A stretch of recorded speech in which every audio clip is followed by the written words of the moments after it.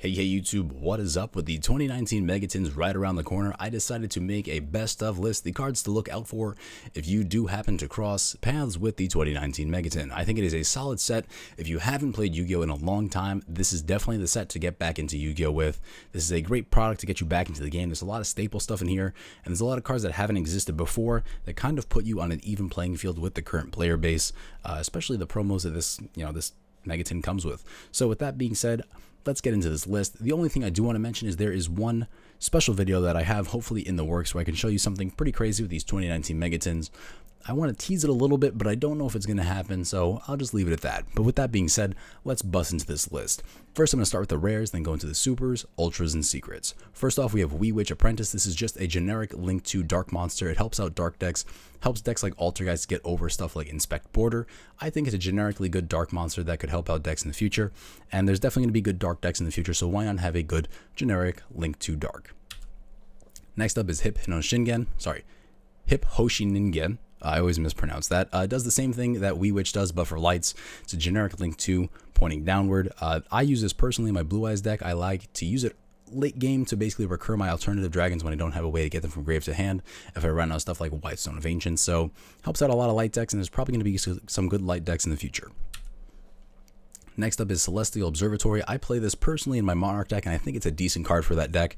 It allows you to place a level 6 monster from your hand or face up on your field onto the bottom of your deck, and you get to draw 2 cards. You can only activate it once per turn, but that's still very strong. Monarchs allow you to use your field spell to make any Monarch in your hand pretty much from level 8 down to level 6, which is very strong because you can just recycle it with this card.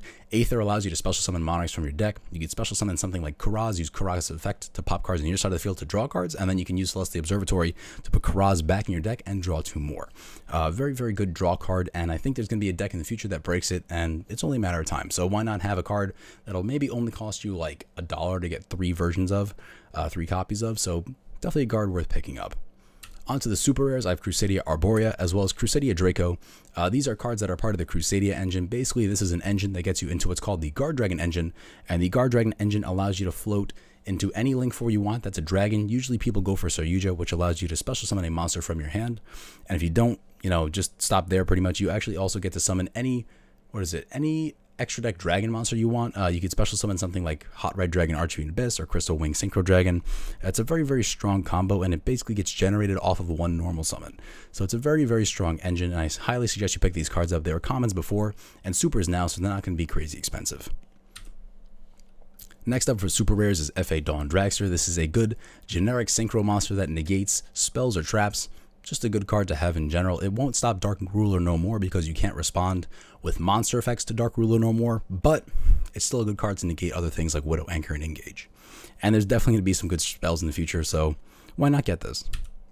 Next up for ultra rares is Crusader Ecclesia. This fits into the same category as the other Crusader monsters. However, we're just up to ultra rares now, so that's why I have this card separated. This is probably the best Crusader monster though, because it allows you to not only get your whole Crusader engine off, but on top of that, it has the ability that when you special summon it or normal summon it to a zone a link monster points to, you can then destroy any Crusader card you control, usually itself, and a card on your opponent's side of the field. Pretty good. It's like a break sword. Definitely a good card, some free removal, and I'm glad they put it as an ultra rare because I was getting tired of playing commons. Next up is Nightmare Corruptor Ibli. The Orcus deck is a little weaker than it was in the past, especially with hits to Rusty Bardiche, but this is still a 1-card mermaid which gets you into your full combo, and there are some Dark Warrior combos now that involve this, so this card is getting spicier, and maybe in the future if they do make a new summoning mechanic with Yu-Gi-Oh! 7, this card does lock you into summoning only Link monsters. So if your opponent doesn't play an extra deck like something like Draco, or if they don't play any other stuff, that's, if they don't play Link monsters in the extra deck, this could be a very detrimental card to them. So I think it's still a really, really strong card. I'd definitely pick up 3 copies of it because it's going to be cheaper now than ever. I think the original copies were like 35 for a while. That was probably like the highest they went to. So a good card to keep in mind. Next up is Dino Wrestler Pankratops. This card was reprinted in Battle Legend Heroes Revenge, but it's getting reprinted again in the Megatons. It's basically just a better Cyber Dragon. If your opponent controls more monsters than you do, you can special summon this card, and then it has the same kind of effect as Break Sword, where you could just basically tribute itself and pop any card in your opponent's side of the field. Very strong. Next up is Danger Tsuchinoko, as well as Danger Nessie. If you don't know what the dangers are because you're newer to the game, dangers are monsters that you reveal in hand, and then you shuffle your hand, and your opponent picks a card in your hand. If they don't pick the danger monster, you get to special the danger and draw a card. If they do pick the danger monster, had a weird little bit of a list there. If you do pick the danger monster, they have specific effects depending on which one you get. So Danger Tsuchinoko special summons itself. It's a pick. Wow, I spoke really fast there. Danger Tsuchinoko special summons itself if it is the one that's picked. And Danger Nessie basically searches out any other danger monster from your deck to your hand if it is the one that's picked. And these are ultra rares now. They were secrets, and this is still probably one of the best engines in all of Yu-Gi-Oh! Definitely cards I'd consider picking up and holding for a long, long time. Next up is Trap Trick. Trap Trick is a very good card to tutor out any trap that is in your deck that's a normal trap. You basically just have to have more than one copy of it in your deck. You banish one copy of that trap from your deck, and then you get to set another copy of it from your deck to your field, and then you can activate it that turn. It basically just proxies out any card that's a normal trap that you want in your deck, and on top of that, it plays around things like Twin Twisters because you can just chain this card to that, or Mystical Space Typhoon if you haven't been playing since before Twin Twisters. Boral Sword Dragon is a generic Link 4 dragon monster. It's a very, very good card. All it does is require 3 different effect monsters, which is not that hard to attain. This card basically just allows you to OTK your opponent because it has a Crystal Wing-like effect and it can attack twice, so it gains the attack twice. Pretty spicy card. It's a card that was rumored to be short printed, but I've seen some people pull 3 to 4 from cases from videos I've seen so far. So I don't know if it's really short printed or some tins, like some Megatin cases, have more than others, but I've seen quite a few of these, so I'm going to say it's not short printed, but I could be wrong. Next up is Topologic Trisbana. This card might see some play in the Dark Danger, what are they? Dark Warrior Danger Orcus decks that are floating around now. Basically, if a monster is special summoned to a zone this card points to, you get to, banish as many cards as possible that are in the zones that this card points to, and then as many spell and trap cards on the field as possible. And then if you do, you burn your opponent for 500 for each of their cards banished. So it basically allows you to have like a Heavy Storm or like a Harpy's Feather Duster, and you banish them and you burn. So very, very strong card. It's a generic Link 3. All it requires is 2+ effect monsters, which really isn't that hard. Very decent card to pick up and hold for the future. Next up is the Nightmares, which is Nightmare Griffin, Nightmare Unicorn, Nightmare Cerberus, and Nightmare Phoenix. These are cards that have been very relevant ever since their release early on in Flood, and these cards haven't been reprinted since then. These cards are very, very good and some of the best generic Link monsters in the game. Phoenix is basically MST. Cerberus is like a, I don't know, I guess like a Raigeki break for like extra decks, or what was it, special summon monsters in the main monster zone. So basically this destroys spells and traps, this destroys special summon monsters in the main monster zone. Unicorn sends any card on the field back to the deck, and then Griffin is basically almost like a skill drain for cards that aren't linked. So it's a very, very interesting generic engine, and these cards have been pretty meta relevant for a very long time. I'm pretty sure I haven't seen any Link relevant decks that haven't played at least some of these for a very long time. These are very, very good cards that I'd suggest picking up, and now that they're ultra rares, they're easier to attain than ever. And I'm glad the non-secret versions got rarity bumps, which were Cerberus and Phoenix. Now onto the secrets. Nightmare Mermaid is a pretty decent looking prismatic secret, and if you plan on playing anything that involves the Orcust engine, it's definitely a card you need. It still helps you also out being hit with something like a Ibli. Basically that card can just be linked straight into this, and then you get to get your full combo off. Usually Ibli locks you into a lot of things, but Nightmare Mermaid is a good card to play to counter those decks as well as in those decks, and it might have some future relevance as well. So I think it's a good card to pick up at least one copy of. Next up is Crusader Magius. This card looks great as a prismatic. This is part of the Crusader engine and is just the generic Link 1 that you go into for part of the full combo. You just have to play it, and if you do play the Crusader engine, why not pick up the highest rarity version of it that looks the nicest. Next up are the rest of the dangers that I would consider playing as like the generic danger engine, which is Danger Mothman as well as Danger Jackalope. You could play the others, which are Bigfoot and Thunderbird, but those aren't necessarily the greatest and usually are more deck specific. But Jackalope and Mothman are probably some of the better ones. They have the best discard effects. If Mothman's hit, both players draw a card and discard a card, so you can discard another danger to trigger them. And Jackalope has the effect of, if it's discarded, you basically just get to special summon another danger from your deck. So you don't really lose advantage with either of these cards. Well, Mothman you do, but you get to kind of tutor through your deck a bit and trigger some other effects. So I think Mothman is like the 4th best danger. Next up is Called by the Grave. This card looks freaking beautiful as a prismatic. I haven't gotten copies of it yet, but I do plan to put an order in very soon. These cards look really, really good. Called by the Grave is just a very good card in general. You basically target a card in your opponent's graveyard, banish it, and if you do, you basically negate its effects as well as the activated effects and effects on the field of monsters of the same original name. This is basically used to counter hand traps, but it has a lot of other practical implications. And once we get, what is it, Crossout Designator, you're definitely going to be playing 3 Called by the Grave and 3 Crossout Designator. So why not pick up the prismatic because it looks the best. Next up is Red Reboot. In case trap decks ever decide to come back, Red Reboot is going to be here to shut them down. Red Reboot is a great card. Basically, you can activate it from your hand by paying half your life, or you could just set it and activate like a regular trap. Basically, it's a counter trap. You negate your opponent's trap, and then on top of that, they can't activate traps for the rest of the turn, but they do get to set a trap directly from their deck. So it does have its drawbacks, but more often than not, this is a blowout to OTK your opponent. Wow, that card rendered very weirdly. All right, World Legacy Succession is basically a monster reborn for any Link Zone. I think it's a good card in general, and it can be searched out as part of some of the World Legacy combos that are coming up now.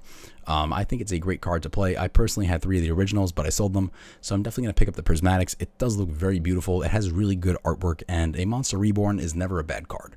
So, especially one that's searchable. Next up is Sekka's Light. I was a big fan of Danger Thunder for a long time, and Sekka's Light as a prismatic, it's just a great looking card. It has a great effect. If you play an only monster deck, this is a very strong card. You basically get to draw 2 cards. It's basically Pot of Greed, and on top of that, you get to shuffle a card back from your hand and draw another card all within the same turn. So it's basically like a draw 3 and put back 1. It's almost like a better Graceful Charity. It'll be relevant in the future. There'll definitely be very strong monster decks in the future. One example of it in the past, there being a strong monster deck, was Burning Abyss. Did very well with Sekka's Light for a very decent amount of time, and then it evolved into Danger Thunder. But very good card, and it'll definitely be relevant in the future. Next up, we get to the promos. Dark Ruler No More is probably the best promo that's come about. This card is also short printed, so it's probably going to be one of the more expensive ones, apparently. This card just says negate all face-up monster effects on your opponent's side of the field. Also, they can't respond with monster effects, and then your opponent doesn't take any battle damage. But that's pretty fair for a card that basically just says turn off all monster effects on your opponent's side of the field, and they can't respond with monster effects. So you can't negate it with Dawn Dragster, you can't negate with Hot Red. Very, very strong card. This basically shuts your opponent down. This destroys Danger Thunder. This destroys a lot of combo decks, and I'm very interested to see where the game goes from here with a card like this floating around. I think Sky Strikers is going to get even stronger than it was in the past because this card doesn't affect them at all, and then they basically just get to pick your board apart very, very slowly without you being able to respond at all, which is always great. And they have Mystic Mine. So very, very good card. Probably one of the best promos to come out so far. Definitely a card I'd pick up 3 copies of, if not more, especially because it's short printed, so if you could pick it up for a good price, why not hold a couple? Next up, promo-wise, is Dimension Shifter. Dimension Shifter is probably the fairest promo. This is basically like a macro Cosmos, but you could discard it if you have no cards in your graveyard, so you could activate it on your opponent's first turn if you're going second. But it does last until your turn, which is pretty fair. Dark Ruler No More really has no drawbacks to activating it, but Dimension Shifter does.